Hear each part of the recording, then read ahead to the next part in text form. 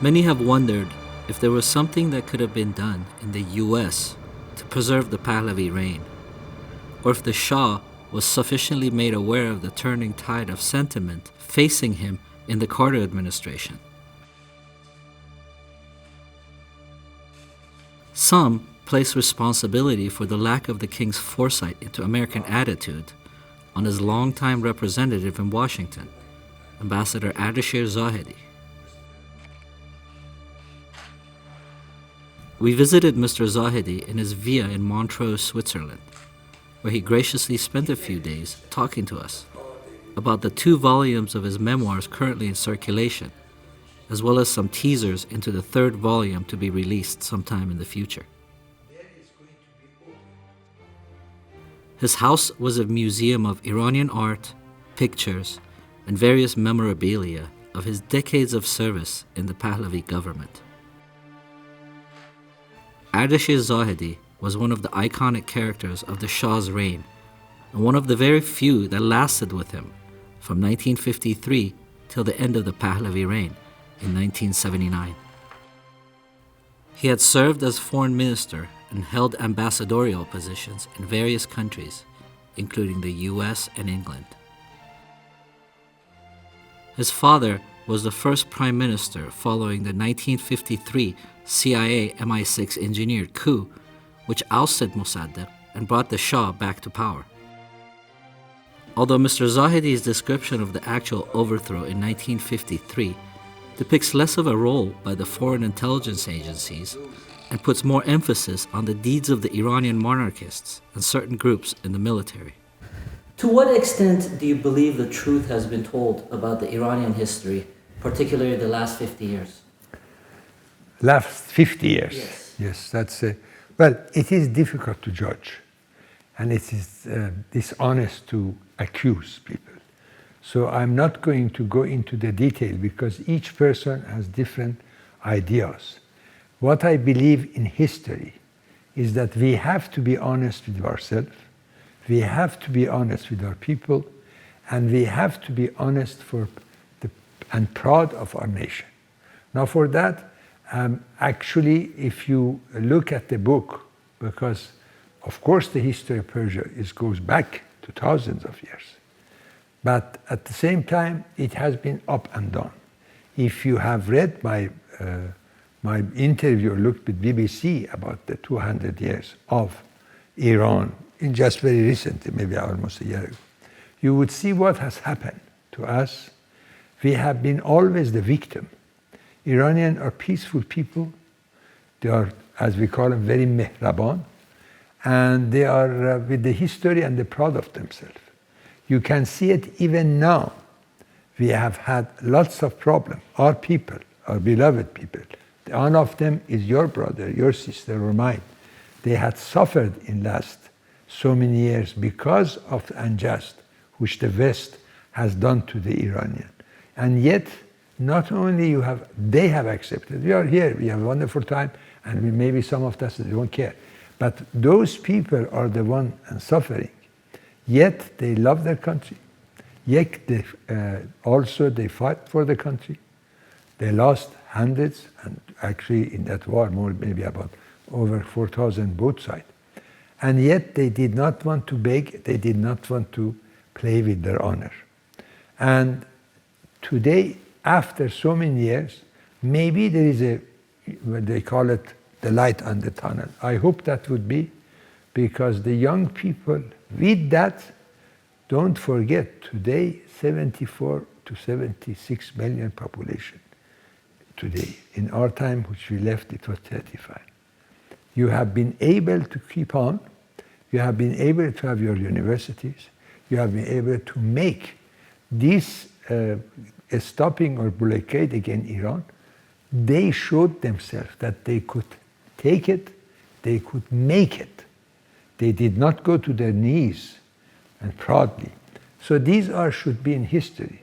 Now, am I right or wrong? God knows. I am not, I don't know much. But I wanted personally to be honest to the people whom without them I would not have been alive or I would not have been anywhere. So I'm grateful that the God has given me this opportunity, and I hope I could continue if I'm alive. If not, I have arranged something, but that depends on the future. But anyway, I have one of my foot in my grave. I'm not going to just joke about myself or that. It's a fact of life. One day we come, one day we go. Your family have been very prominent in Iranian history for many generations. But let's look at the last two generations, you and your father. Your father was the youngest Sartip in the Iranian army. He was the right hand of Reza Khan and then Reza Shah, Sardar Sepah. He fought to unite Gilan, Mazandaran. He fought in the Turkmen Sahra. He fought in Azerbaijan, in Khuzestan. He was the head of the gendarmerie. He was the head of the Shahbani Iran. He was a senator from Hamadan, head of the Wazarat Kishvar, prime minister. You yourself have held very prominent positions, ambassadorial positions. You can say that you and your father have both been kingmakers. Do you still believe that monarchy has a position in Iran for the future? The past is past. I was hoping. But that, I think, is belong to the people of Iran to decide. That is the young generation. We should not fool ourselves. Whatever the people of today, they are more educated comparing with myself than I was. And maybe I was lucky to have all this in my life. But actually, I think that is the right of the people, of my country, of my beloved sister and brothers, to decide for them. I have been away for 35 years. I cannot judge. The judgment is for the future. And the young are the future. You are among them. Because we old, we have to realize what we have done, good or bad. We have to open the road for you, people there especially, in that country. Because we are privileged sitting here. But they have suffered a lot. Economically, politically, about health. I don't know whether you read my or heard my interview about Obama. Once when he was going to be elected, once who just elected, so 4 years ago, in Wednesday morning, I think it was, I mentioned. And that time, you can take it and quote it with pleasure, because I don't want to talk about myself. And it would be reading it. It is in English. You can have it, since you asked to speak in English. So you can quote, you would see what the people, just for the medicine, for the cancer, they do not have for the beloved one. So what do we see here, sitting going bomb Iran or whatever? This is what the Iranian need. This is the right. I signed 1968, the non-proliferation. We were maybe the 6th or 8th country in the world. We do not deserve unjust. And this, we have been one of the powerful countries. But as a nation, don't forget, Iran is a gate from Asia to, you can put it from the east to the west, or Asia to the Western world. So that is what it is. The right of the Iranian, if they have it, when they have it. Right now we are talking, they have started a talk in Vienna. We shall see, but I will see some torpedoes in it. I shall see even some of our dear Iranian torpedo that. Some people, they look at their own interest. They don't give a damn what is people's interest. So I should actually warn you in this. In this, Iranian have to be one-handed for future of Iran. And we do not want, do you want another Iraq being in Iran? Do you want another Afghanistan? Do you want Pakistan? Do you want, or these sheikdoms which you don't know when they were born and coming and wanted to rule Iran? That is one of the worstest things. You have to know, people have to know. And the Western power should know that they cannot buy us. I would not accept even a second. Who am I? I had good answer if you would question me. But however, any of the neighboring who has been, we have suffered, and the time we have helped them to come by money buying Iranian outside, and then they would have a good time against my people and my country. I would love to give my life for fighting against them. And I would not accept any Iranian, because any Iranian is honest if they really has what we call a shir park khorde, should not be accepted to be bribed by Mr. Hapul or whatever the sheikhs are, to come to my country, to know that is not the future of Iran. Future of Iran is always a glory. So this is what actually I can tell you. Just as the myth that Mossadegh was unequivocally popular and that the Shah was unpopular has gained momentum in recent history, particularly Western history, so has the notion that the Shah was an unequivocal friend and, you can say, a puppet of the West. Could you please tell us, set us straight on that history? No, I think you have to remember, and I think you have to understand. You are in a young generation. Who was Mossadegh? Why don't you? I'm not going to defend and to praise anyone. Mossadegh was part of the Iranian in the time of the Qajar dynasty. I do not want to accuse him, the people saying he worked for the British or not. You read the history of the past. Then it became, we were attacked. Our king was taken prisoner by the foreign force. Reza Shah the Great did a lot for Iran. We all human beings, we did something good, we did something bad. But it was all the publicity that time to try to destroy Reza Shah, about dictatorship, all this kind. You have lots of dictators today, but they close their eyes because it's their own interest. He fought for the Iran. Iran was pieces in that. But I'm not going to say, because you would say maybe I have the conflict of interest. Mossadegh, yes, Mossadegh the time, which it was, we started, parliament, in one day he would write to the king, I want you to read this in my book or any foreign books. And this new book, which is not by me, it is by the foreign people, has written it, American or the British or whatever, the French. Or the very great historian like Professor Nahavandi. He was a rector of the university, he was minister in there, he's a historian. Or even young one, Dr. Milani, a good friend of mine, both of them I'm proud to have to know them. So I am not going to defend Mossadegh. Who brought Mossadegh to power? First of all, in 1948, where was Mossadegh?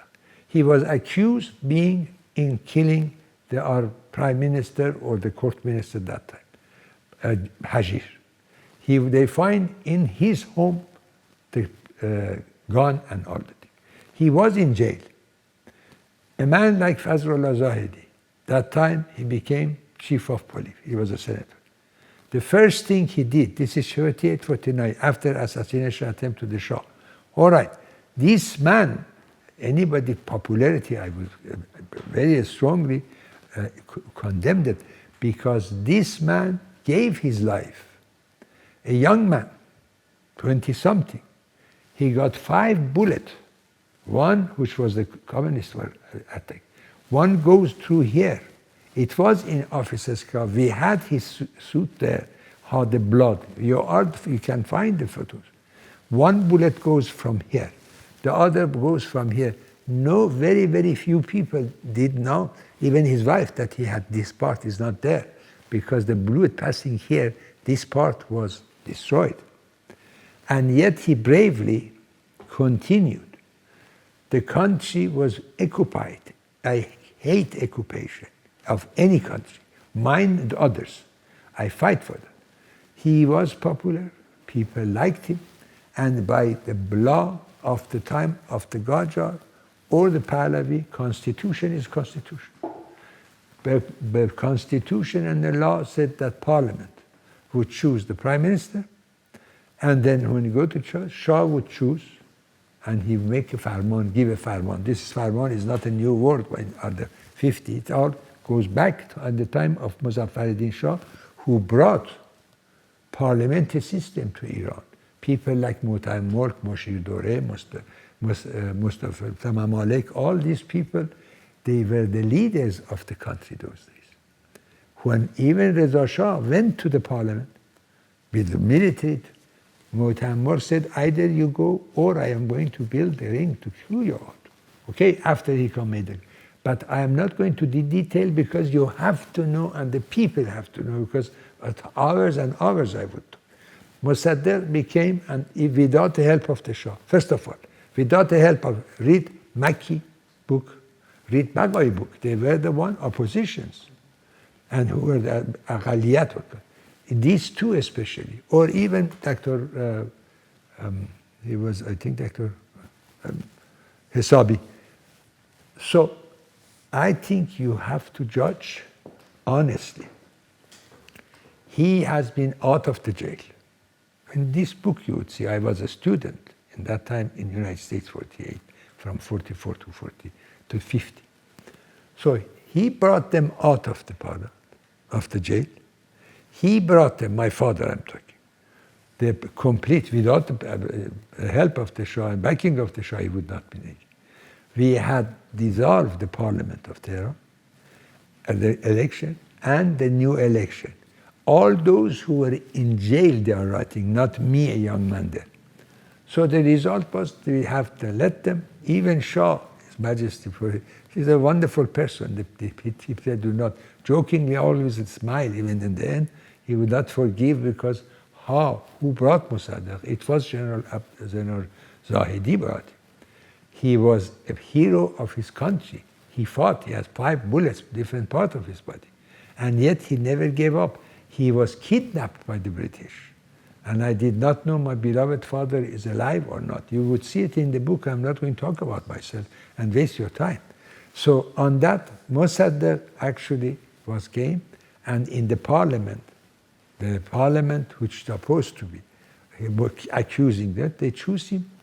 The Shah gave him a farman, and he became, the whole thing was nationalization of oil.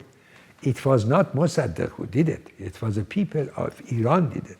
Makki, Kashani, Ayatollah, great Ayatollah, Uzma, the Shariat Madari, all of them, Burjardi. These people were the one backing the power of the Iranian and backing the people of Iran. Ayatollah Burjardi Uzma is one of the greatest because he had the influence, not only in our country, but also outside. They were all international. You cannot judge the people in the religious. You have good and bad, the same and other. You see here the discussion these days about the Catholics and all. So you have to be honest that you should be proud of yourself. In that case, he came. From 1950, against everything. Why did he arrest me? Just like the top, I'm not saying me, but just a young man coming back, wanted to help his people, working, going to the villages here and there in Point 4, and suddenly be arrested, suddenly be beaten with what war? Why? Coming to your house, attacking you, blood all over, chaining you, putting the police with which law? The Hukumat Nizami. Everything he said he's against, he did it. From the day he came as a prime minister, on the day he went, he had the Hukumat Nizami, the martial law. So you have to be honest. At the same time, yes, he was a popular man. Yes, he did for the thing. If not, we don't say this. We are not honest to ourselves. But in the end, my father said it in the parliament. If he would have sacrificed himself for the country, instead of sacrificing a country and people for himself, he was a demagogue. He would have, maybe the situation would have been different. So I am sad to say that hearing Shah was unpopular. Shah did the best.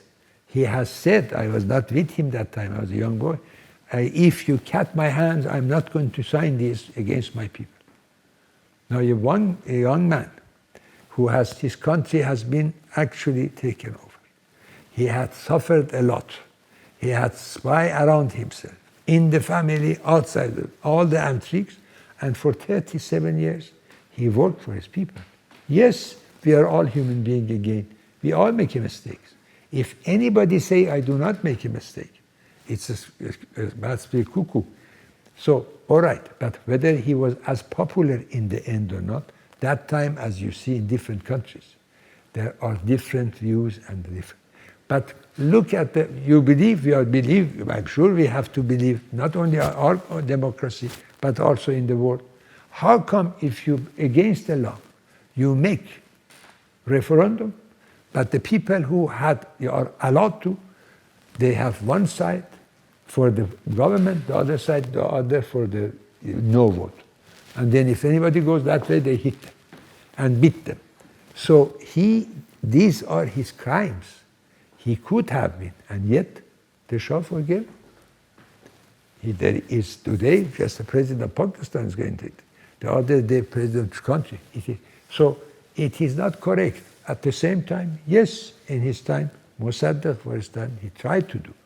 He had a bad surrounding, he had a bad advisor. Any king, any prime minister, anybody in the head of the family, when you have bad people around yourself, destroy you. The good friend is a mirror, but the people who they are apple polisher, they destroy you. And we are human beings. After many times in beginning, I will tell you that your brother, your sister, your mother are going to make you poison you. What you would do, you would slap in the face. Tomorrow I repeat it. Third or fourth time you are going to have your coffee or tea, you would think twice. It is psychological. So I do not think we should actually, in the end, okay, it was the weak people, weak governments which helped. Shah was not as popular, but he was loved. I am always saying, I have said it, I know lots of people doesn't. Yes, His Majesty, or the Shah, or this man whom I loved, not only as my king, but as a friend. And I think he had a good, because I was free, this is why many times I resigned. But, so no, this person wanted to do his illness, but he should not leave. I'm not going to make it long for you, and he should not left his country. If he would not have left, the army would not have been destroyed. If the army has not been destroyed, the bad people would not get it. But that is a history, and I may be wrong. That is another thing. So that is what I believe. Mr. Zahedi, why did the Shah leave? You mentioned he shouldn't have left. Okay, to be honest, that's what I said, and because maybe I went too far. First of all, it was the governments which was responsible. And they were the one making the people unhappy. They were the one maybe make the person a little less popular than he was. I myself are among the government, and I do believe myself, although I did resign, I did fight. But if we are all, the government is by the Constitution, whether 10 years ago or 40 years ago, they are responsible. We lied to the Shah. Many of us try to become richer, and we hate each other in the cabinet because it was just like a school, some of them. And some of them, they had even foreign, I don't want to accuse anybody by name. I knew many of them, they had already the passport. Their love was not Iran. They were just going to go out for the future and enjoy it. So these things, the most important thing was his sickness. You have to see what was it. We have to see why a person could be speechless or powerless. Because sickness, I had myself, operation of cancer, I had the operation on my back because of those days which I was tortured. So I do understand a little bit of the pain, maybe, or my father. So why did he leave that time? It was a pressure from outside. You will see very strongly in one of my recent interviews. I'm not going to repeat it, so you better check that. You're most welcome if you want to quote any of them. I want to quote from your book. You say about the 28th Mordad regarding the U.S. that they were more anxious to get out of a crisis that had come about with minimum disruption. Later, they supported the changes that came about. They kind of claimed responsibility for it in a way with Kermit Roosevelt and Wilbur. To what extent did the same thing happen in 1978? That time, it was the Mossadegh was the worstest in the bottom. He closed the parliament. He closed the justice. He put hundreds of people in the jail, all by this law. He was actually putting a price for my head or my father. These are from the other books you have to take. I should not tell you, I reminded you. So the people, and economically, we had verge of collapse. The prime minister all the time was in the bed. He would not, from the beginning, he come to the end, never came out of his house, and he was afraid. You should not be afraid. If you believe something, I'm repeating again, I'm telling to the people of today outside which they think they can go, or you are not going to have honest solution as long you would put yourself, your life, in danger for your people, not the vice versa. That is a selfishness, that is not a corrective. So they were the people. You are not religion, maybe you are, but I am Muslim, I am proud of being it, I am not shy about it, and I'm proud to say that, and still I have here my, but who were the people came to the street? Who was Roosevelt? He came to invoke, I went there, I put the giveaway in my shirt. How did he find the court? The Assad about to go that after the Shah is in the mud. These are stories, fortunately, now the history corrects itself. You have 2 or 3 books in English. I do not know personally the writers, but they're supposed to be very important and very popular. They have said, they are the witness after so. You have a book like Mr. Copley, which in Foreign Affairs, I think one of those, and if I find it, I would have it at disposal. So before jumping to this, you have to remember, the uprising was the people. Don't forget, they killed 380, maybe plus people by tanks, the soldiers upstairs. So it was yet the people would go and get killed because they wanted their king back. They wanted to have their freedom. Maybe I'm glad that you asked this question, but I am not glad because you did not have read it correctly and you had not enough maybe time to read. History, you should not ask me, I'm nobody. You have take different things as a young man together and then see honestly in between the lines which one is correct. So that was the thing. It was an uprising, 100%, I believe. The Shah come back, and after that we brought lots of things. We were broke, and then see what has happened in that period. So this is what it is. Now, comparing it with what are you comparing? With 1978, what was the extent of the American involvement?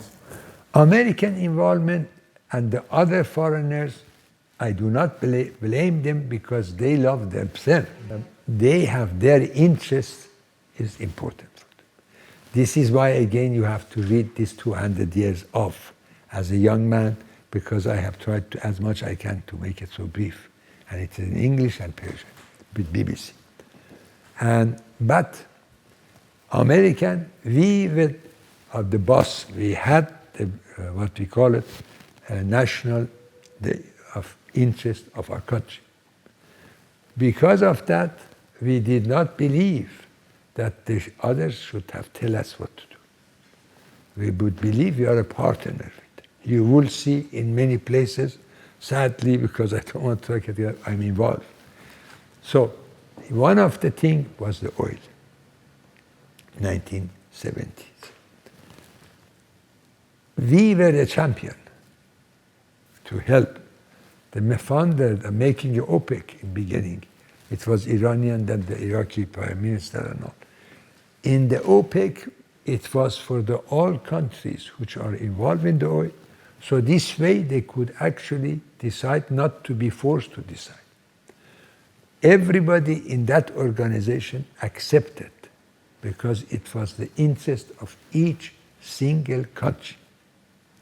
And of course, one mistake, it was a childish thing to make such a theater. in the Senate and made the Shah to come there and make that thing so the whole world, if the price of oil goes up, would actually blame the Shah.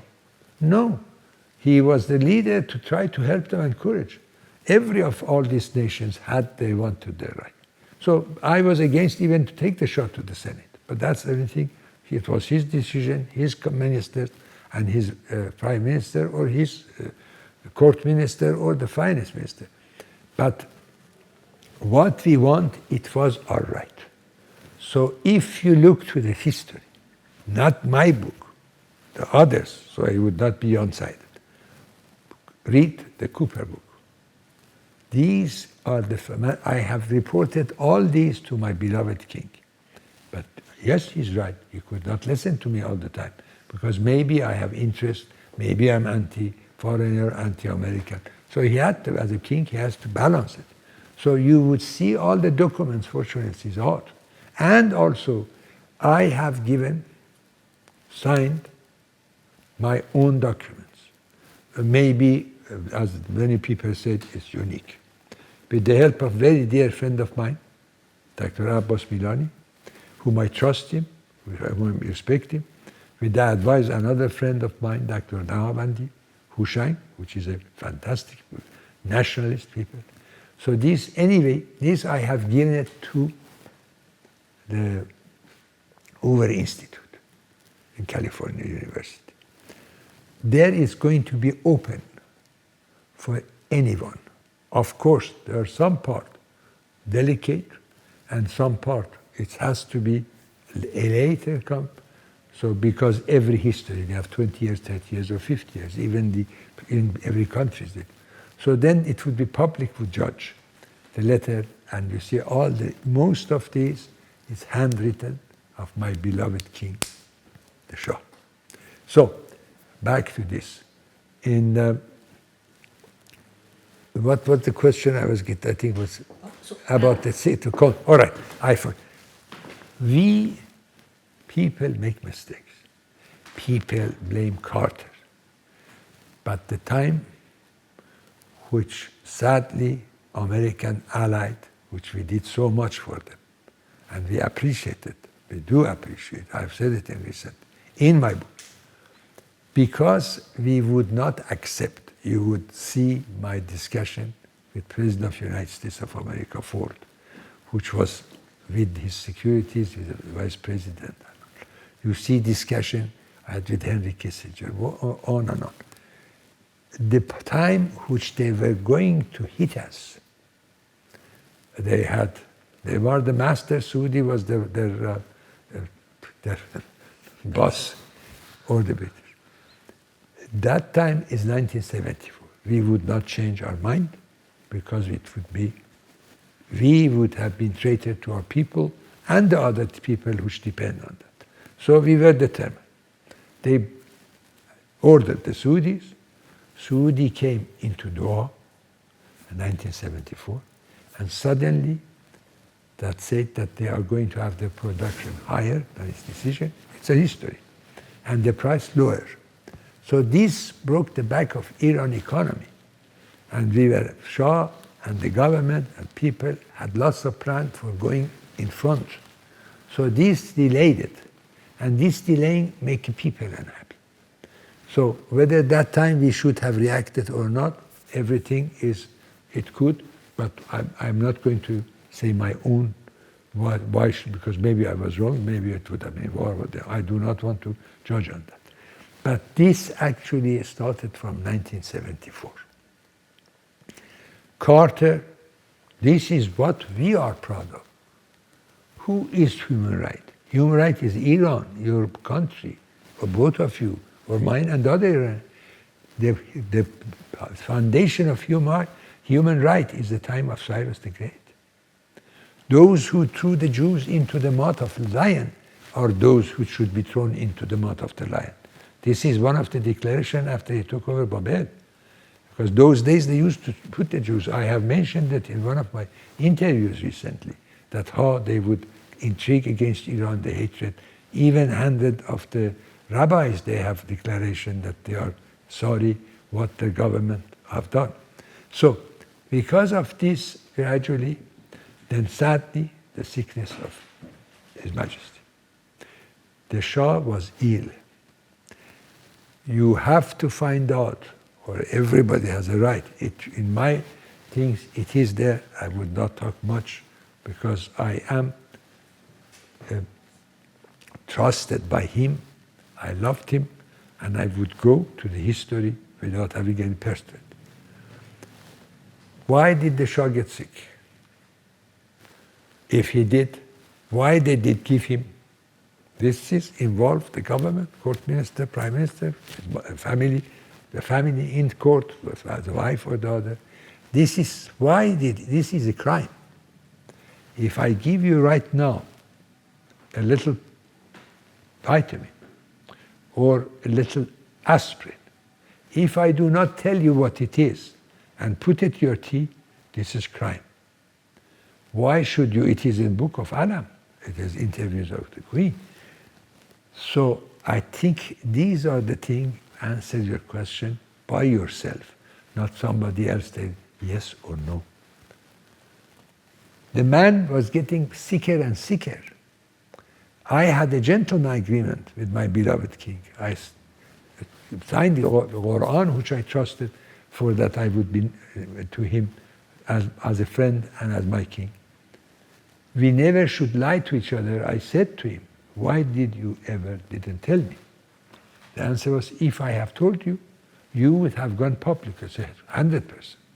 I would. Your people have to know what you have. So they would have a sympathy for you. They would cry blood for you instead. The same in the Danishgah. If I would not have interfered, if I would not have actually resigned, it would be blood in the streets. But I don't know what you know, what I'm talking about, Danishgah. So you better read it.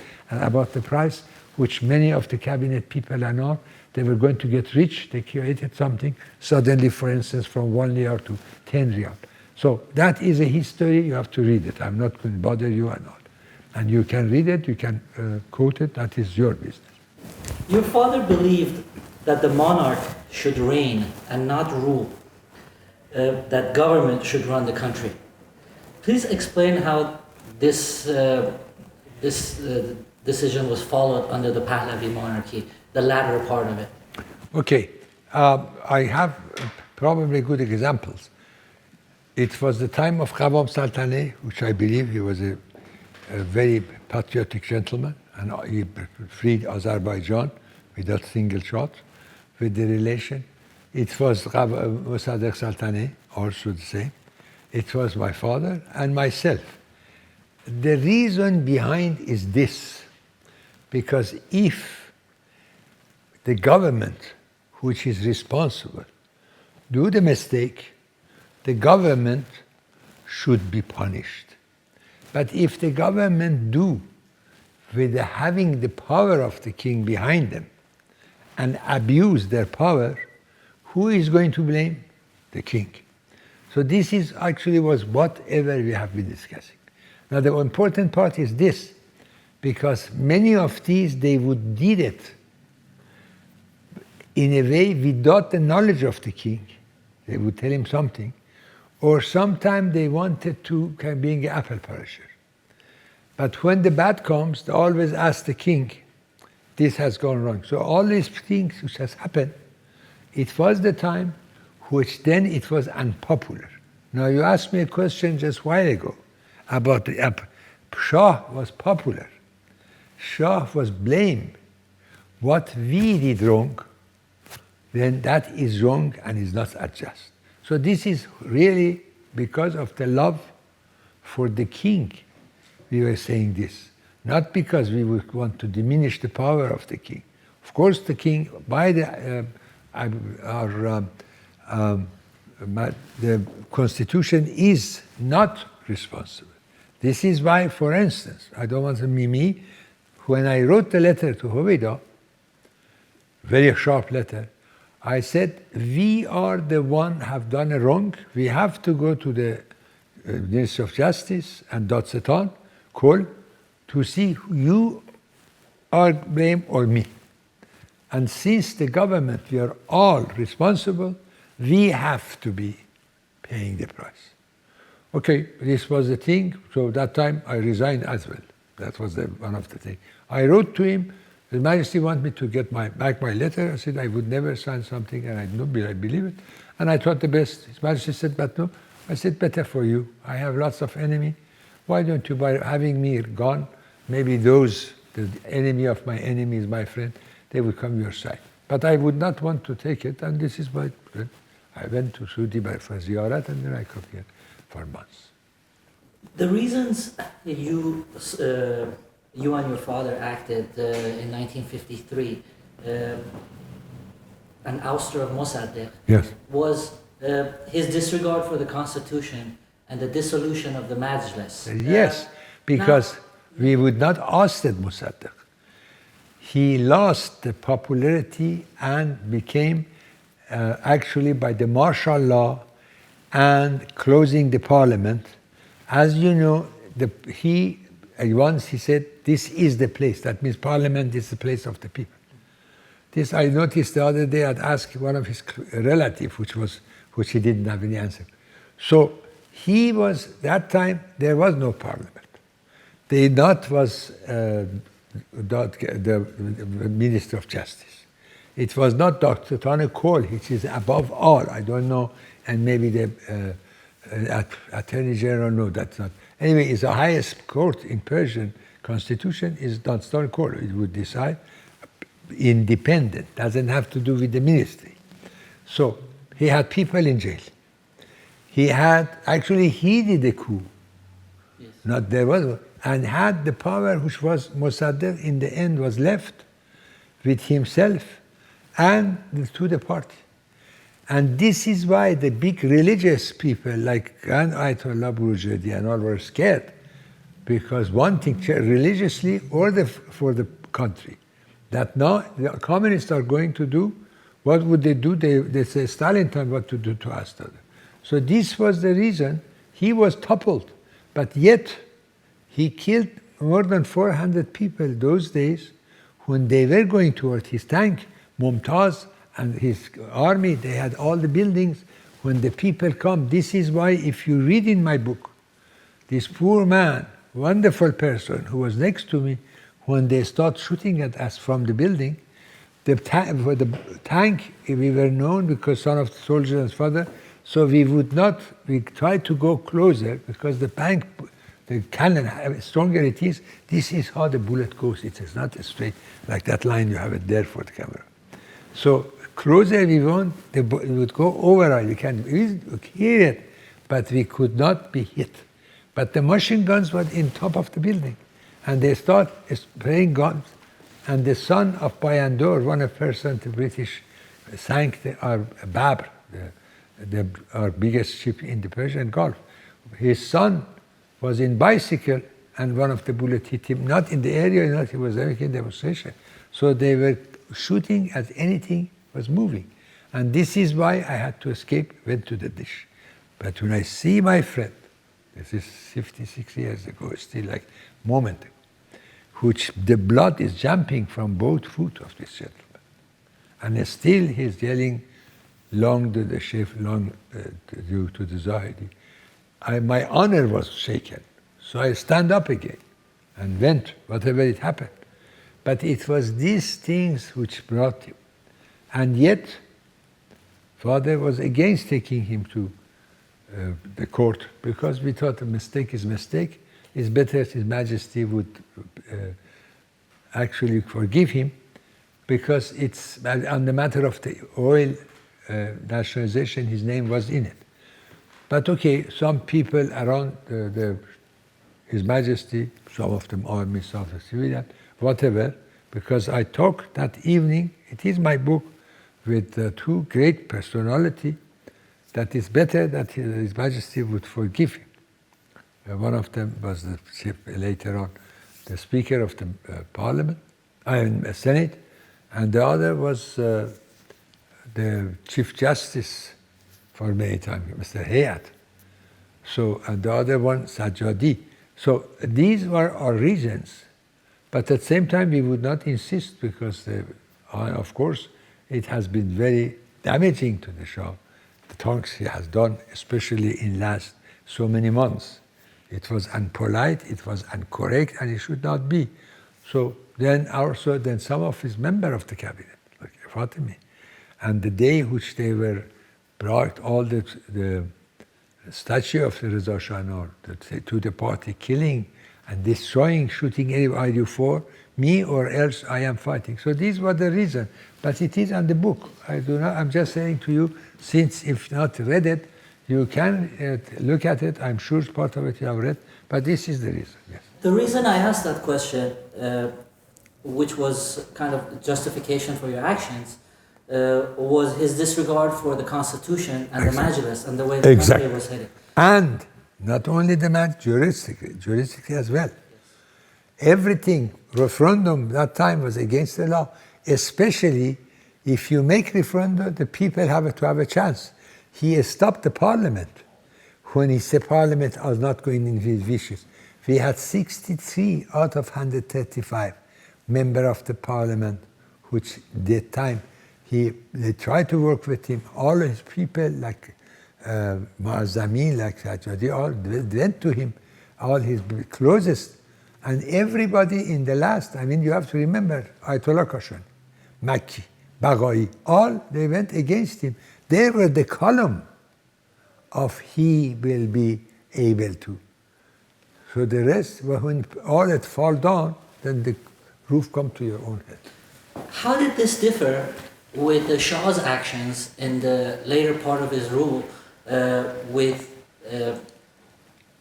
him deciding to put one party in the Majlis, and with him going in some places against the constitution? Not one, no. Don't misunderstand the word thing. One party in the Majlis is not correct in history. Yes. Because it was a parliament which had the pro and against. I myself, I was istiza in the parliament later on. But what it was, whatever, as I said earlier, because he would not change, because the people were unhappy, then whatever was done, it was the name of the Shah. I went to him, for example. I said, does your Majesty know such a person? He said, no. I said, that your Majesty know such other person? He Farmudan, no. In the third or fourth, he was very irritated. I said, I told you no. I said, well, the only thing, I'm just, yes, your Majesty. I take every single paper which they have slashed them in the front of the people on the Mive Furush, Samad, for instance, Labbayev, and all, but their letter to them is in the name of the God, the order of His Majesty, because you have sold your things, you get 50 slashes in your bottom. It is not the Shah. He doesn't know them. Why do they use their name? So this is what I'm saying. I'm not saying that he's, okay, maybe, but if alone, let's be honest. If I come to you and make everything dark, and the other people around you make everything rosy, what would you do? To accept a young man who doesn't know anything, or maybe he has some conflict of interest? But I don't blame the Shah. This is it. If you believe, most of the people, they are together, they were corrupt, and they would lie to him. Prime Minister comes, they go to the Prime Minister, Iqbal. The Shah was in Denmark. He was asked to answer a question. He went to the parliament, in front of the parliament, I would not answer your istiza, your questioning, what they call, I don't know exactly in English, until I would get permission and His Majesty come back.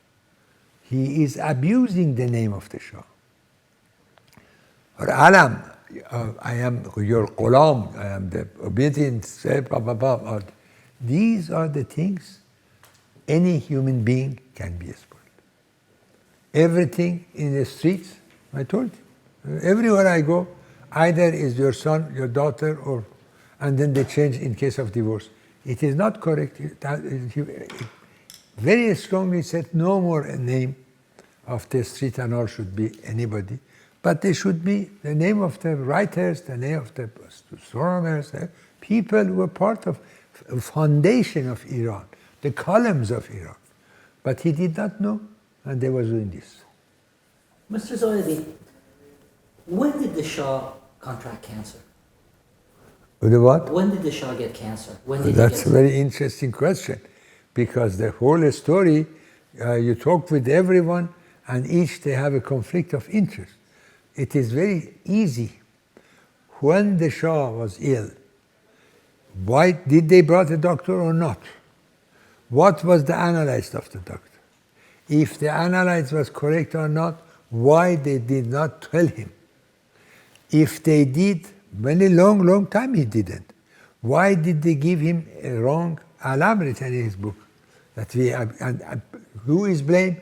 The poor butler who has worked with father and him, his father, and the poor man, it become in picture because that man was almost dying. So this is wrong.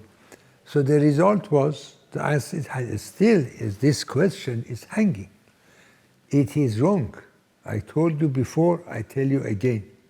I am not allowed to give you anything. This is why it's written in every of single medicine, what it's for, and changing it to the other thing and said this is what you are taking is, for instance, right. You come later, I come later, it is in my book, which I'm not going to discuss it now. It's very, what happened when I came from Iran and what I was doing with the Shah and what I was told that Shah is going to commit suicide. But I would not say that. You can later on, my death, it would be there, or before I did, I don't know. But when it's open, but it is in my center, it would be in university and in the part of the archive of the Mr. Hoover. Did you know from the onset, I'm not asking you to tell us what year, but did you know from the beginning when Shah got sick? From the very One of the things, because I loved him, I do still, I respect him, I do still, I believe he was a patriot, I do very strongly that, and all the things. We had a kind of, it is in my book, you have to read these things very carefully. When I'm talking about it, and how either I would serve him or not. He had called my father. So there, I would never ever lie to my king. Even many long things I should have done, or I did, I would have reported to him. And the gentleman agreed that he should also not to be vice versa. I asked him. This is why I sent Barbara water to Iran, because they had rumors that somebody was going to kill him and family and all, and he's unable. So I arranged that when Mr. Shah is water skiing in Caspian to take a photo so they know he's a healthy gentleman. He was a very vigorous, very sporty person. He was a great horse rider. He was a wonderful skier. He was great shoot. Everything that any sport. This is why he backed the sport. He had love for the young. This is why he helped different clubs it was made. He was educated here, right in Rosé, in Rhode. This was his ideal to make this for his own people, for his own country. He gone in 1948-49, his visit to the United Nations, and he very strongly declared that being a king of the underdeveloped or poor, it is not an honor to be the king. His image, his mentality was to bring Iran to the highest is possible. And it was going in that. The train was going. Okay, these stupid things has happened. The train was maybe stopped for a hour, but the continuation was, this is why he had to pay the price. This is again back to 74, just a while ago I was talking to. So did this thing, he had not. I asked him after, he said, well, if I would, that time you would go public. I said, 100% you are right, Your Majesty. Because your people that time would know that where you go, and here it's not for pleasure, but it's for the seeing a doctor. So in that case, not only they would be against your traveling, but they would actually cry blood for you and hope and pray that you would be well. From the religious group to the people in the street. You mentioned to us a little bit earlier that when the Shah left Iran, one of the primary reasons was his health, his cancer. I'm sure you saw him. I do not think it left Iran because of the cancer or it was announced. I don't believe I've heard that. He was actually becoming weaker and weaker. There was all these antics. There were demonstrations in the street which he would not want to open fire and have the blood of the people. There were some in the government which we had in one period, they are jumping actually from 50s now to 70s, 70s, 80s.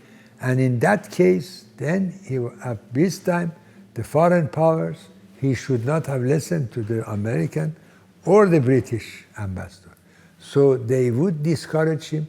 He, in his book, written that with Heiser present, Heiser, I was begging him to either should be arrested or kicked out. Yes. I think you have read, I think it's everywhere. So it is in my, so on this, of course, this is my fourth volume. You see, so in detail is there. On that thing, he writes in his memoir that also he mentioned that I didn't know whether I listened to our ambassador or American ambassador. But these are the things His Majesty has written himself. And in this, he said, when I asked this man, he was one of the worstest ambassadors of the United States anywhere. I was against him. Even from beginning, I suggested, yes. And then what happened? His Majesty said, well, when I have you there, let's not have harm our relation with America. He respected America. He respected the West. If you listen to my first BBC interview, which apparently 1890 they told me the million had watched, it's there. So he shouldn't maybe. But anyway, His Majesty write in his book that when I asked him, the ambassador looked at his watch. That means, and he said, that if you go right now, it's better than our leg. Well, I would not allow the ambassador such a nonsense, but he did. Whether he was right, he was a noble man, he was a kind person. I am not. When I get mad, I would say whatever. What was your advice to the Shah when you went to Iran? When you saw him last in Iran, when you went there and he was sick, what was your advice to your king? It was an advice. This is in my book. It is in my memoir. I have made once an interview about it, but since this is the fourth one, I am not going to talk about it, but I am sure. Well, maybe next time, if we see, and next time I'm here, maybe that time. But it is you jumping from, and it confuses also your people who are reading it. So let's go as 1, 2, 3, 4, step by step. So this way, I think. But no, I'm not going. It's nothing secret, but it's very delicate, and I would not talk about it now. Fair enough. You have to remember, my loyalty to my king, it is a loyalty. And it's a crime if I do not be not honest. And so, because of him, maybe he wanted me to say it now, but he is there. He is always there here with the God, and I'm sure he is in good place and with peace. But for the moment, I don't think I should talk about it, to be honest. But I will later on, maybe. But this time, I think I better, and we don't have enough time anyway. Because it's a long story. It's a part of story of the fall of Iran. You cannot say by one word. So this is why I think it's better to be time which we can discuss. You mentioned General Heuser coming to Iran. Yeah. I've read his memoirs, read what the Shah said about him, read what you said. What was his role in Iran? What was he doing there? Okay, first of all, I have to tell you about Sullivan. Sullivan, yes. Sullivan. Carter was not happy with him. The Minister of Defense, I think, named Brown, very noble man. Actually, it was a time which Carter wanted to dismiss him. So that I would mention to you because it's very interesting. It is in the book. But now, the question after was what? Forgive me, I just got the confusion. About Pfizer. Okay. All right, I give you, because this is better to say it than I forget and not forget. There was a moment which after I had a long meeting with President of the United States, President Carter. He was very kind, very generous, which we had about 3-4 hours in the White House, which I was asking, I read just like yesterday, Friday. And I was actually that day before, I was in New York, and I have actually been having dinner with Nelson Rockefeller, who was, so at the present was Zbigniew Brzezinski, Vice President Mandela and all. In that meeting, the president asked me if I would go to Iran because he listened to me, and anything would want, he want to save the king. I very correctly and maybe unpolitely I said to the president, I am the president. I am not your ambassador. I am ambassador of Iran, and my king has to ask me. When I said, maybe he said, you go and I look your embassy. I was very grateful for that word. And at the same time, you have to remember, he was a Nobel for this. He believed on the human right, and he acted for that. It's one of the rare things. The other day, just a few days ago, is Johnson 50th years anniversary. On that, you have to remember Johnson, he was destroyed maybe because of the Vietnam War. But he was that again one step for of the black and white, which is past it, and he was behind it. So we have to remember good and the bad of the people. On that, finally the discussion was, first, and I was in contact with Zibik almost every day in Iran. First it was, and he wanted to help the Shah. He said, right now, and we discussed about the health of the Shah. I did tell them, because none of them CIA did, that he takes some time for sleep. He takes a little pill of Valium? Yeah, bravo. Thank you very much for helping me. I'm getting old and gaga, so that's what it is. But I'm grateful. So there's the Turner, who was the head of the CIA, said, we have seen, yes, there is no sign of sickness, so would you please ask him not to take it? Now, usually in my conversation, I would send His Majesty small, rather short resume what it is. I would use to write and send by a special, which is handwriting, to His Majesty or vice versa. But in this, I was going to go to Iran. So I said what I should have, and when I went to Tehran, I realized that the ambassador, which has been briefed, and they've sent him to brief the Shah, has not even given the report to His Majesty or even the member of the cabinet of the Imperial Court, Chief of Protocol, for instance, Afshar, Amir Aslan Afshar. So these were the things, they were two different groups were working, one against the other. Demonstration in Washington, it was arranged and helped by some people of the government. And it was one of the most obvious. This is why I said to His Majesty, right now we should leave.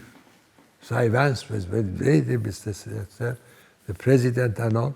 So after trying to stay, His Majesty decided, no, we stay. The wrong they did is there. So that was bad for his morale. When they had finally they see they have gone wrong, and this, the little bombs for the gas, it was coming, it went to his eye, it went to the eye of the president. There was a moment I did not know. I hardly could stand. I hardly could breathe.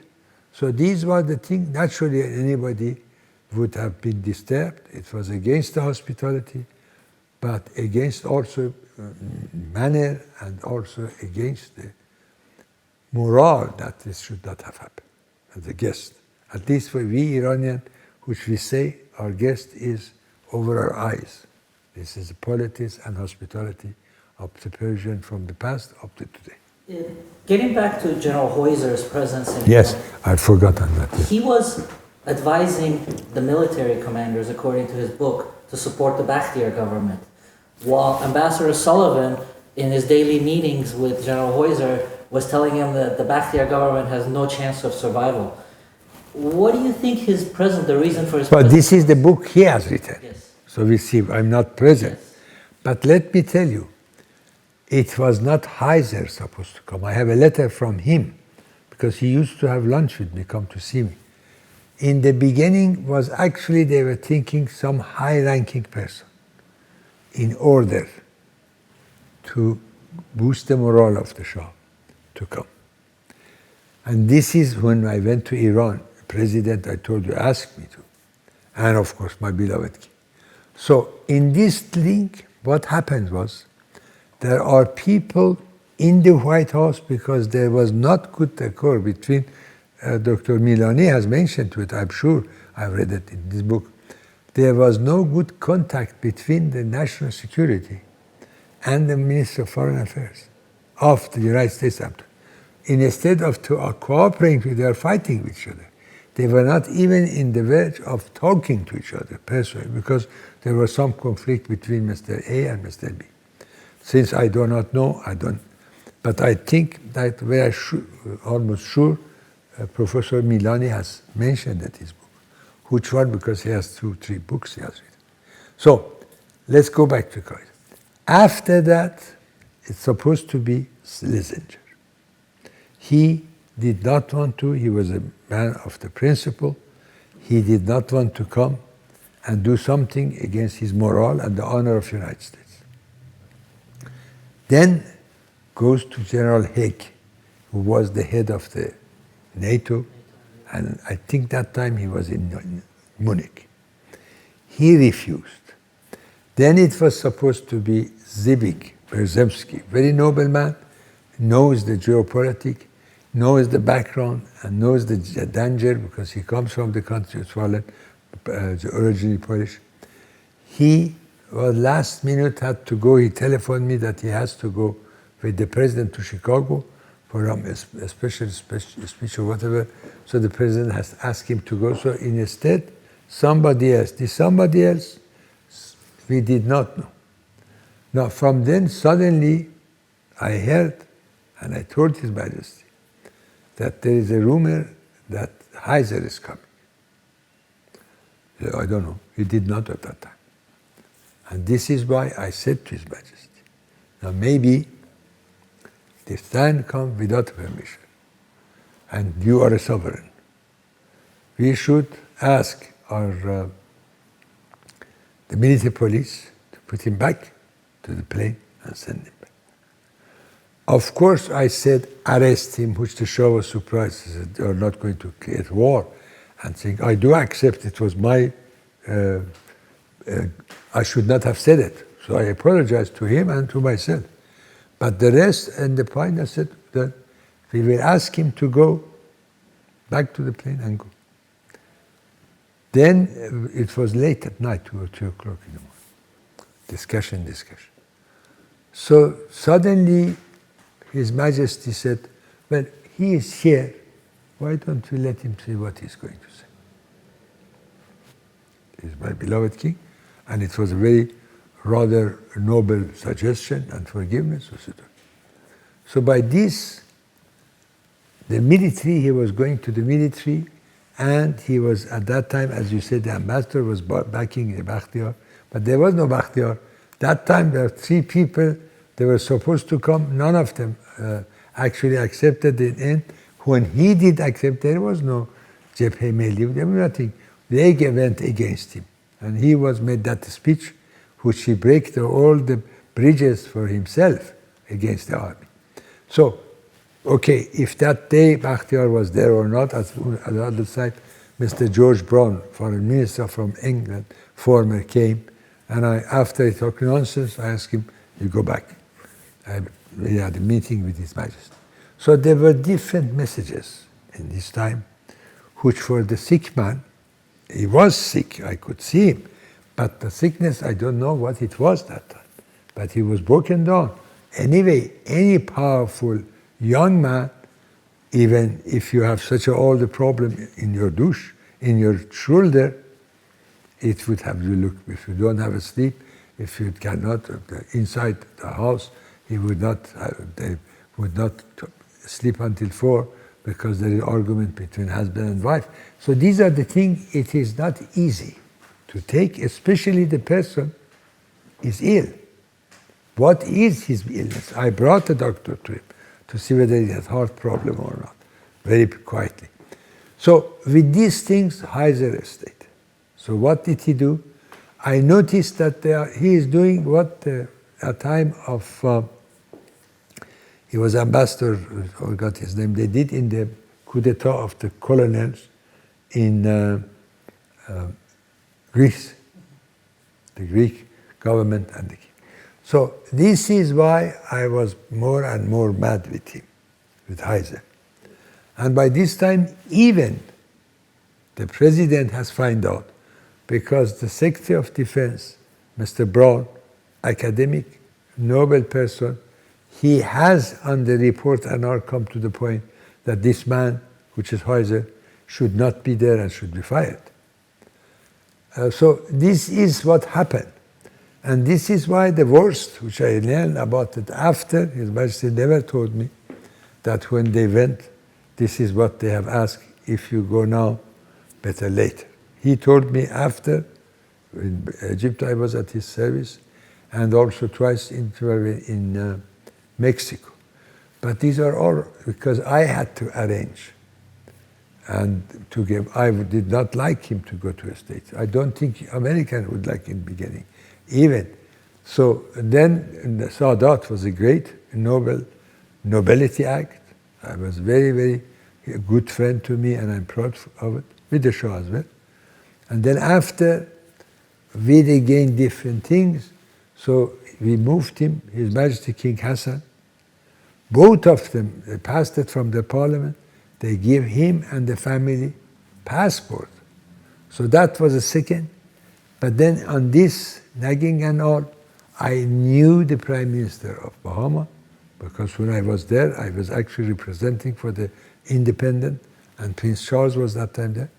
So we went there, and the situation of His Majesty became worse and worse, and not very safe. So the other place was to Mexico. Lopez Portillo, nobleman Portillo, a good friend of mine, he did accept. This is why I took them. And then one unfortunate thing happened, because they were gracious, hospitable, everything. However, they would be not to do something to break their honor. And lots of people think that he should go to New York for the treatment. First, they are going to bring the doctor. Even that they were accepting, because they saw that this gentleman, it is in bad condition. But then later on, it was changed. So this is how then he come to New York. And of course you have read, and all demonstration in front of the hospital without the approval of government, they would not done. The king is any head of state, any ambassadors, any foreign diplomat, embassies or wherever they are, 500 feet they are not allowed to come. But they come and put this firebomb in front of my house.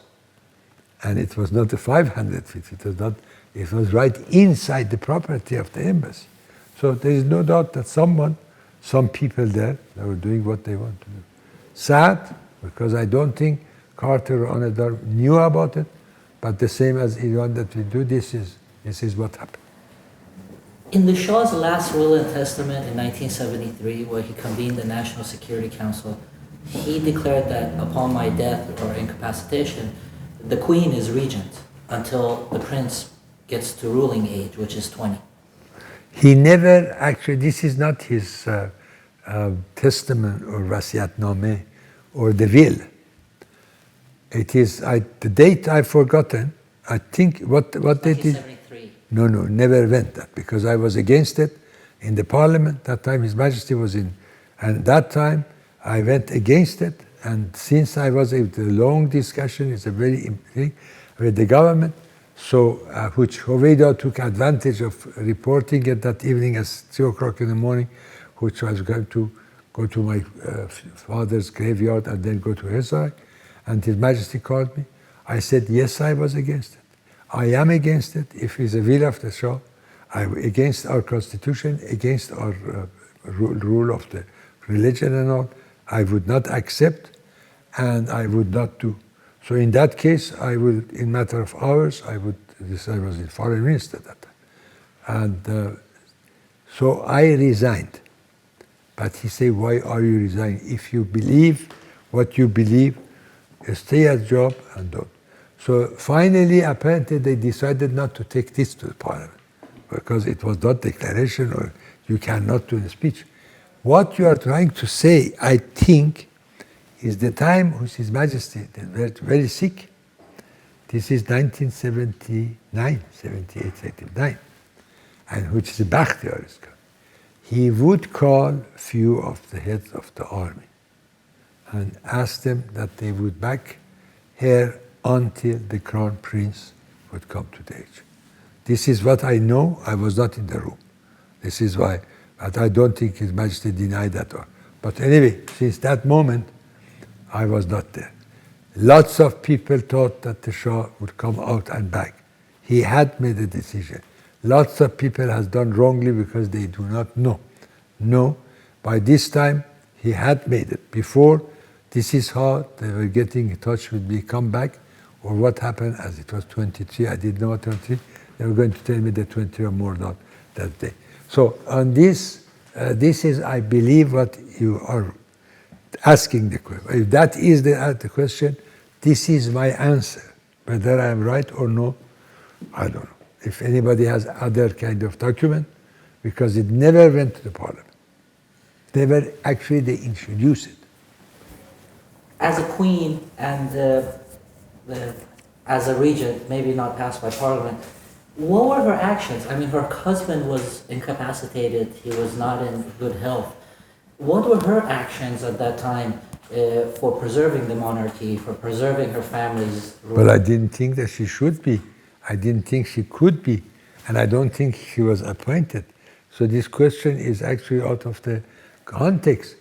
It was the thought, and was it, even I said to the army people, it was only to the army and the new coming prime minister. It was not in front of the parliament. It was not asked. That is why I corrected you. The other one is even before the 72, and that time His Majesty. So this is very two different things. But I did, the night which I wanted to shock His Majesty, at the night which the Queen and His Majesty and me were sitting, discussing late at night in Niavaran Palace, and finally I kind of lost my temper, and I maybe wanted to this. I said, this is the thing, I'm going to convince him not to go. I made a mistake, maybe, I'm not arguing. This was my belief. I'm not saying, because what I thought is good, I would tell him. But he should not listen to me, because the other people advised him. So this time I said, if you think, very direct, this lady, that means our queen, or your son, could take your place, I'm sorry to say, you're mistaken. If you go, everything would fall down. It probably would be blood in the streets. If you go, all the people who has served you with their heart and loyalty, they would be those who would not say good thing about it. So this is, because of that, Abbas Khan, who was a servant, it was from the time of Reza Shah, they all had personality, they could have wonderful jobs, but the loyalty to the Reza Shah and the son, they brought up this young, when they become the king, as a little crown prince, as you see in the pictures with Reza Shah the Great. So he put the tea down, and he come and hugged me and kissed me. I was terribly embarrassed, because I did not want to be unpolite. But that was it was. The reason I asked you the question regarding the king is we've heard from several different sources that about a little over a year before the revolution, probably 77, the queen and her entourage came to Aspen in the United States. No, I was ambassador. Ambassador, yes. And it was not that before the revolution. Yes, that was the thing which Aspen, if we were talking about. There are pictures in all the oil people and all. And this is the time which the queen was supposed to have a speech in the in Hilton, I think. And this demonstration, people of around Mr. Saigon, who has been there.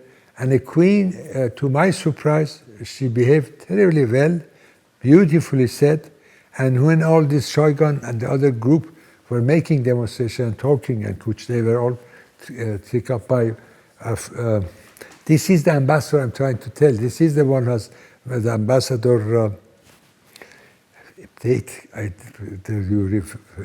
But I would, if I would remember it in next hour or so, I would tell you, you can put it in your record.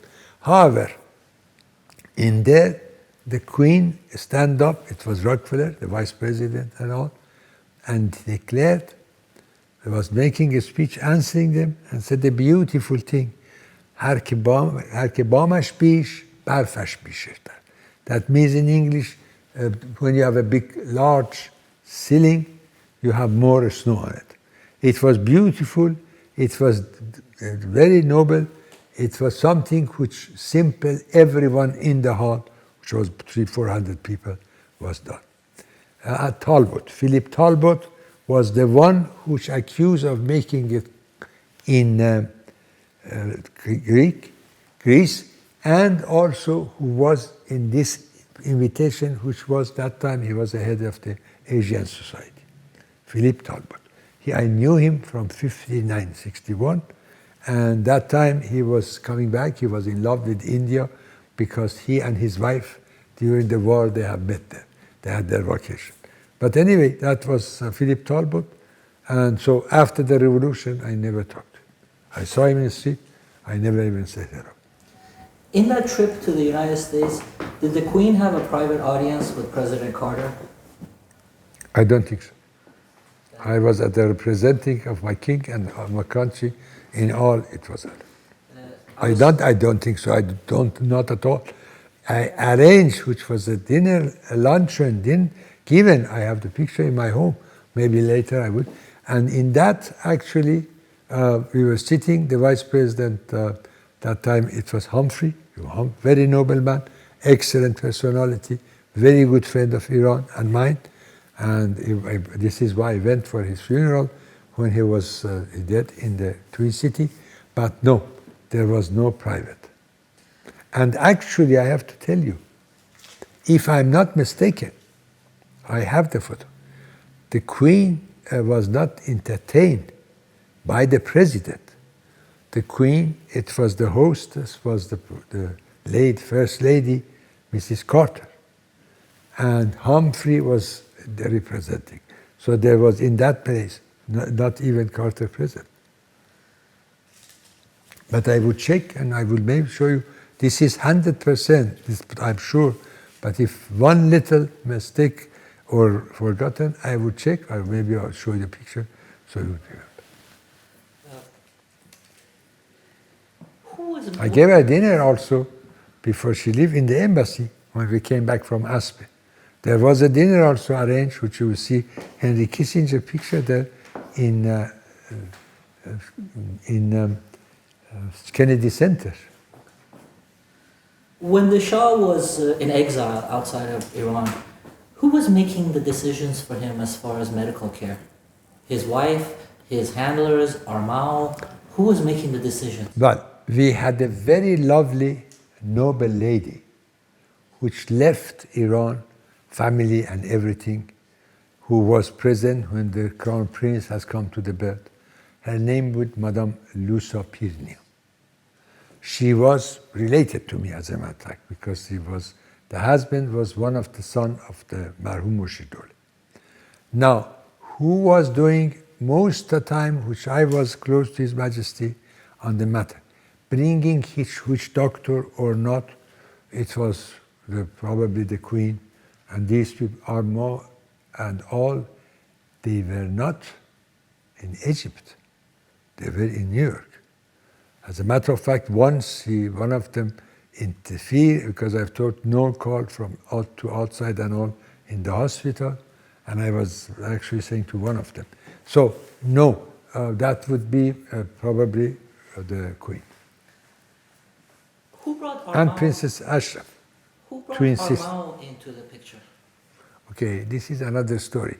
It was that time Armao has worked for the as a kind of what you call it. Advisor? Advisor? No. He was one of those which were giving for the vote. He was not charged them, but he was volunteers to do for Rockefeller. And that time I was in Iran. Princess Ashraf called and see if I would see them. So this is how they came that time. That is a time which is still at our power. After, when His Majesty went to United States, at the time of, and this period actually was the time which become close, and some of the entourage of the Shah were not happy about it, but anyway, they were close to the Queen. The king was terribly ill, and so in a way, for instance, they did not know, they were close, but they did know when I took the Crown Prince with myself as the guest of General, the President at the head of the army of Panama. So CIA and all apparently didn't know at all, because I went secretly. The ambassador of the South American group was involved, as I was talking to. No, that was the time. Yes, it was that time we were in Bahama. So Armao came in because Rockefellers brought him in. Who brought him into the picture? Because he was making the decisions from there on. We needed someone. Yes. That's not he. Someone who would be liaison to do the things. He was an intelligent person. He was sharp. He knew people because of this connection. And to do. Now, once when His Majesty was in Mexico, and somebody in the Congress, Jewish member of the Congress from Virginia, had something against me, or because he was sympathetic to the Khomeini group, they have accused me of buying some American congressman and senator. I took it as a joke because I don't think any American, especially senator, they would sell themselves. So it was just a nonsense. So after that, but when it comes, then I was going to subpoena it. When I arrived at night in New York, in my way to Bahama. And a man who actually came to save me, I called at 5 o'clock. They knocked at my door, and they wanted to do that. And then I called William Rogers, who was my Nobel friend. He was my colleague. I knew him in the time of Eisenhower. He was Attorney General. And I knew him as the time of the Nixon as a foreign minister. He came to Iran officially, and we had a very close relationship. So this time, he, without accepting a penny, he was trying to help me as a true friend. The same for my coming to Switzerland, about the passport and all. He found me a lawyer, met to FIFA. So in that time, he did not allow, and I didn't mind. However, because of that, I said to William Rogers, I am willing. He said, no, I would not allow you, because the second time, they just, when they opened the door, touched it in my body and left. I thought it was crazy. So then William Rogers came to see me, and apparently this is a kind of they do for subpoena if you don't want to accept. So after that, I accepted. It was in the office in New York, and I went to Mexico to be with His Majesty for that day. It was arranged from the Senate and the Congress and others to be questioning me in the office of. I said I would do it with pleasure. So one of the accusations was that if I had anybody, because they accused me of the prostitute, or don't answer. So I said to the person, although they had told me not to talk, they would do for me. So I say, I don't know what is your definition, because 3 people I had invited. One was Barbara Walter. She came in order to have an interview with the family or myself. Another was Mrs. Johnson, because that time we have close relationship in their time, and also I participated for the park, which was his name. He was a nobleman. I mentioned his name before. I thought he was a good president, and his family. And the other thing was that I would try to caviar. So caviar, I learned it in the United States when I was a student. When you go somewhere, either you call or send a letter or you send a flower. So this was not, caviar was the cheapest I could do, and I could not buy anyone by caviar. There are lots of things. And the other one was other gift I had in my pocket, just something like this, but those days, one part of it, I had some gold coin. So I used to give that. As a matter of fact, just before I come here, the lady who sent the flowers to one of my Nobel friends, and in order to thank, I give this little, what you call a quieter, Pahlavi. So everybody laughed. And on this I said, well, it was Rockefeller, the brother, who was among in the honor of, and Mrs. Also Johnson. So I was invited, the Mrs. Catherine Graham, which was a friend. So if you have different thing for them, they came as a personality, which I'm proud to know them. But if you wanted to use this kind of names, I think it's funny. So everybody laughed. But I will ask you especially. So it cost them about 23 or 25 million to, from bottom to prostitute, this and that. They find out none of this true, because Rouhani, if I'm not mistaken, who was attacking those who attacked the embassy, he had to do with that congressman. But after that, I insisted, I won. It went to the Senate floor. Senator Mike Matthias, a nobleman, he has actually sent me the copy of it. Had none of the thing they find out. As a matter of fact, I had 2 my American friends, ambassador here, and when they read the report, one of them become very mad. He said they spent 25 million as me taxpayer of this nonsense. Yes, it was trying to harass me. This is why that time come. So it may be who it was, I cannot accuse anyone. So this was the way I told myself, to His Majesty and to the Queen.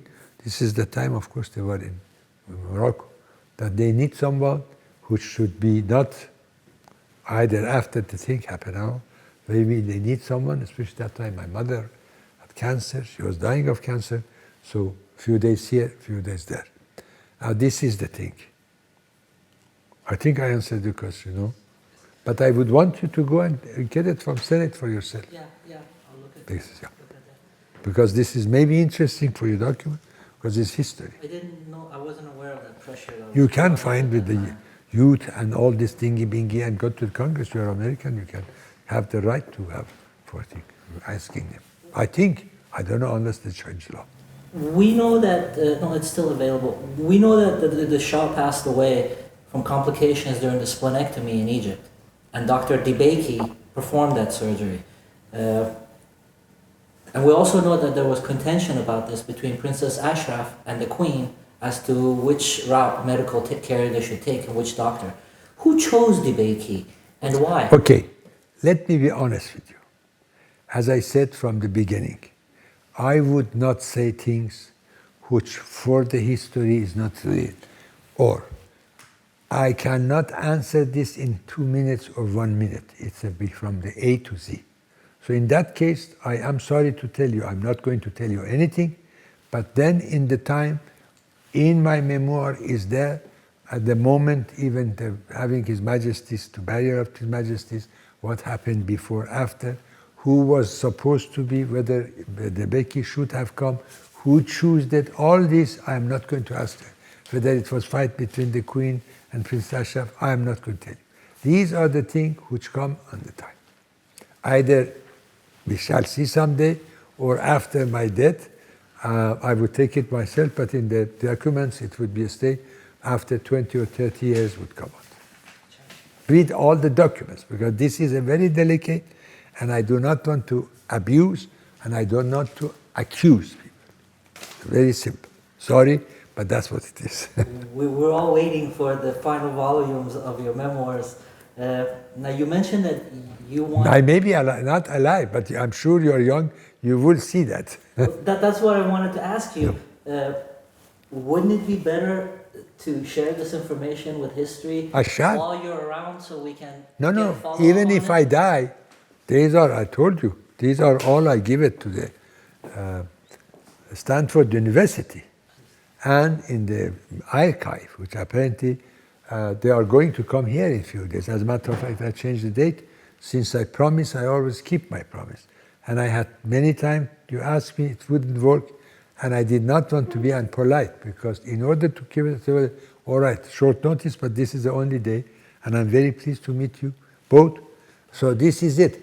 But for I owe this, every single word, to my beloved people, Iranian, to my beloved country, and to my moral, and to the God. So I am not going to, in this, I have to be honest. It takes long, it takes money, it takes patience. So I have 3 wonderful friends which are helping me. So whether I am alive or not, those people would continue to finish it. And even something happened to them, anyone which they would choose. Because I do not want to interfere on the thing. I want to be honest. This is why, have you seen my first and second one? Every single word which I say, I have a document from the other side.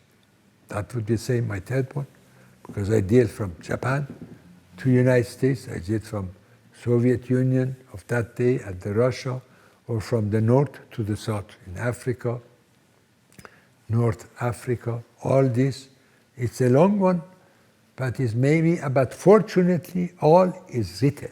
Because one thing I insist, maybe I was the first one, and the last one, any discussion between His Imperial Majesty, my beloved King, and the other heads of state or foreign ministers, somebody would take a note. Any discussion of the meeting, many of my wonderful, noble, good friends in the Foreign Office, they did the job, I got the credit. They have been wonderful people. They knew their job, they had to pass examination and all. It was not, so in many of them, it is in their right handing. However, in the end of the meeting, I will tell the opposite side what it is. So it would not be, many of them even signed by both of us, with Alec Hume or Edward Heath and all. So that is with their document, however, same time, what they have in their own. For instance, the fight I had with the Secretary Brown of England, this is all recorded by hand of one of my, although it is in the file of the British, which thanks to Abbas Milani, he found it for me and brought it because of his own book. I mean, looking back at your career, I can't think of anybody else who's had the experiences you've had. What would you do differently? Would I do differently? I am terribly, terribly happy. I am grateful to God, which has given me what I am, and I am proud of it. Some mistakes may be, but even that, anybody could make a mistake. No, I'm really lucky. It is the God who had made me. This was my father, who had never, always, once as a child, I said to him, I was 4 or 5, I said, "Duru guftam, Papa." He looked at me and said, "My son, the man would never lie. You made a joke. This, it was in Darban. We're going up these stairs because that house we had going mountainous. And it's always that voice of my father. It is mine here and it's my bed. No, that I will, this one, I hate to lie. As a matter of fact, for what they call it, it is crime. It is haram to do lie. People who lie, I think, are very weak. people, they don't have any principle. People who kill themselves, I do the same. Because as a person, as a man especially, there is no difference between man and a woman. We have seen lots of powerful ladies, even 1,900 years ago from Iran, they had the queen. So that is one thing it is. If once you do something wrong, that something wrong you would become a prisoner to, hostage to. If you believe and tell the right, you never, it is the expression, دروغگو کم حافظه میشه. When you lie, you continue to lie because you don't know what it was. And now you talk about 60 or 70 years ago, it is here it comes out. But if I had lied, then I would contradict myself. For students of history, such as ourselves and the future generations, what lessons do you think we should learn from the Pahlavi dynasty for future of our governments, for future of our country? What lessons are we to take from these? Well, I would go further. I would not copy Pahlavi dynasty. Of course, it is that at the time of your parents or mine but the history of Persia, history of Iran. If you are a real patriot, if you really have loved for, because it's not your grandfather, it's grandfather. Those are the part of those histories. We all have root. We are not just made up of dust. So I would suggest that read the history of your country. As far as Mulk Birnia once told me, that was the greatest things he did, or my father. And so that is, you would learn a lot, you would be more and more proud. Iran, the past, from 3,000, 5,000, or today. So I would not make it in this because then that would be double standard because I'm taking one side. Pahlavi is one of the kingdom, yeah. But if you look to the history, I had the differences with Majesty. Why 2,500? Why not 6,000 something, which are representative in Germany and all for the authors? Where did you find it? I said, Your Majesty, where did you find it? He said, you're crazy. So that was it was. No, I think if we don't know the past, we cannot be good for the future. So as an old man, as I said, one of my foot is my graveyard. I have bought it, I have it, is this. Yes, read it, but read it carefully. Read it twice. First, usually don't have. Second time, put some notes. Third time, with more time, then you would judge it. You cannot judge the history of thousands of years of your beloved country as a patriot, not to know. I do not know. I have to admit, I am not good. I never been good in studying or history, but still I'm trying to learn. Still I'm trying to read. Maybe more careful because I see what I have missed. What do you see for the future of Iran? Future of Iran, I see rosy. I've said it for the last 35 years. I shall say it until I just fall down and would be in this graveyard, which is about less than 500 from here. I will be. So that is, Iran has a root. Iran has young people today. Today, Iran, the young people today, we did not have in our time. You remember our parents used to go to Akaber, for instance. No, today, Iran has the best, and this is the education, the equality between man and woman. Look around yourself. Who are they? Do they have a democracy? We had human rights. We have parliamentary. Last or today, this is from the parliamentary started. What happened to the dictatorship? The fall of the king, going to the embassy, foreign embassy. Okay, it was from my family. But the good is good, bad is bad. So I beg you all, both of you, that you must. Don't say, I don't have time. If you have time to eat, you have time to walk, have a time also, 1 hour or so, read your history. Digest it, read. Because that makes you a better person for your own. Iran history, future is the future. And future is you in here or those in Iran. So you have an obligation. It is your honor. if anything happened to your people and your country. If you are an honorable man, if you don't give it up, okay, I don't call you Iranian. I'm sorry. We're all against war, and coming from America, we're alarmed about what's happening in recent history. Terrible. And now we see the 5+1, the negotiations, President Obama. At the same time, we see in Congress there's a strong push against this. Yeah, this is like discrimination. Do you think the U.S. and Iran will be able to settle their differences in the long term? All right, I would not use the name of the people, but I will tell you very high personalities after my tour. He has, and they have right to me. Some of them, friends of their mentality and their religion and their own, but I am sure it would, because the people of United States, which has made this government or president, they want to. The history between America and Iran has been always, yes, there was torpedoes, killing this consul general. It was hand the foreigners, they want to say. But Americans were wise enough. Many of education people, I've told you about the college and all. My father was saved by the missionary, which he was sleeping here, her mother was praying whether a moment later the son would go. Had a bullet in the heart and the lung. Dom. So these things, yes, I believe that Iran future is rosy. I hope the relation, but I may say everything has to be on the level of honor and accepting each other independent. That is the Iran should be, that is Iran try to be, this is their own future. Otherwise, it's even-handed. I remember once when Mr. Gromyko, my colleague, we were discussing very long and very seriously about Czechoslovakia. Dubček was a good friend of mine. And they had gone, so that time even some of my close high people, maybe in His Majesty in the beginning, they did not agree because they thought it's undiplomatic. But anyway, I even went to the verge of Milfederski, I wrote it another as my gulf, but no.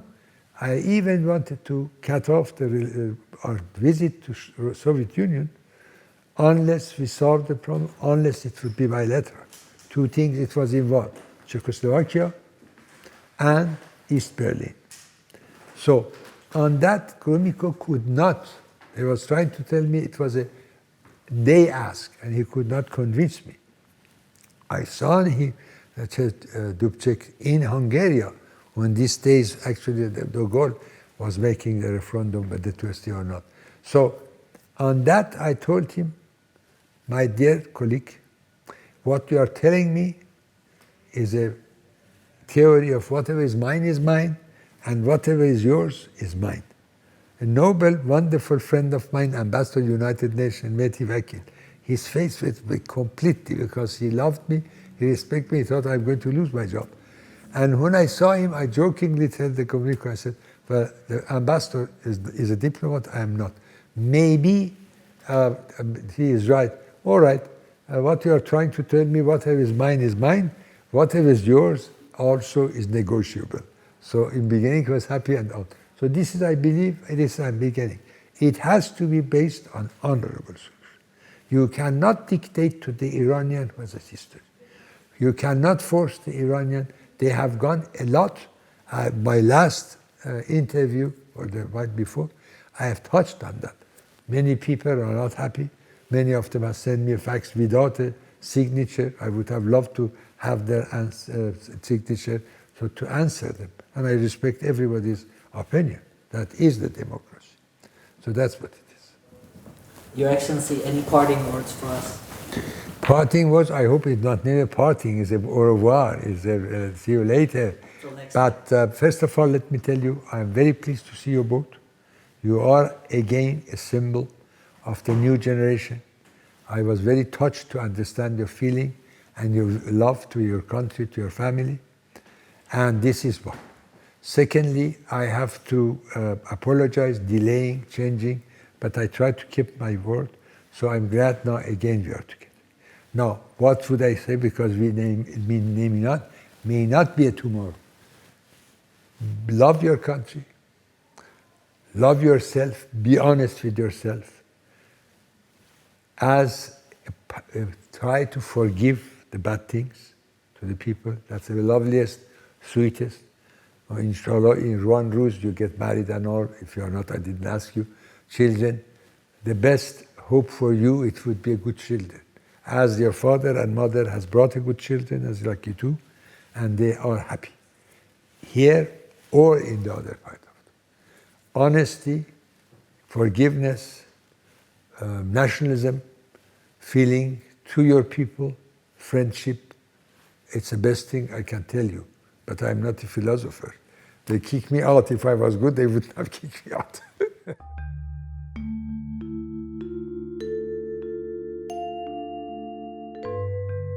Mr. Zahedi's counsel to his king and friend was to reign, not rule over the country.